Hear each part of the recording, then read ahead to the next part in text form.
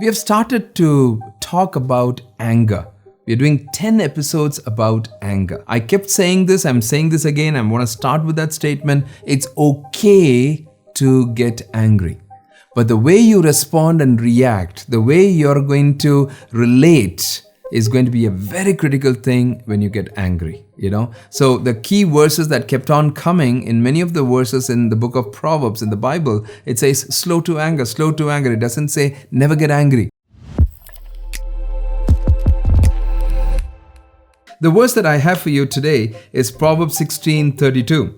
It says, better a patient person than a warrior, one with self-control than the one who takes the city. You saw that? The focus here is to have that fruit of self-control, that I'm able to have that self-control.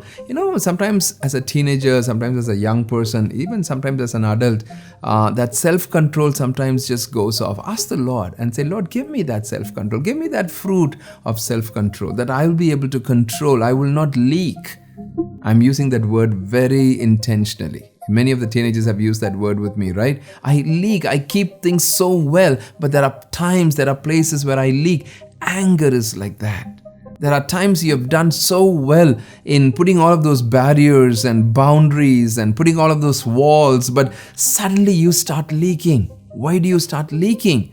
Because you're in a place where you have not been in that fruit of the Spirit, that fruit of self-control, maybe that fruit of love, maybe that fruit of joy, maybe that fruit of peace. I don't know where it is, I'll give you a very important principle. How do I deal with my anger? The one important principle that I'll give you is that do something called anger journaling. Oh, what's anger journaling? Keeping an anger journal where you document your triggers and feelings and analyze patterns and explore those underlying emotions and thoughts. Anger journaling is good. Now, what happens when you are journaling some of those triggers and feelings? You will start to see certain pattern. Oh yeah, I get angry around these people. Oh, I get angry in this kind of a situation, in this kind of a context. Oh, I get angry during these kind of stressful or pressure situations. Oh, I get angry when this particular person enters that room. Oh, I get angry. You see what I'm saying? It's good for us to be very intelligent on how we begin to deal with our anger.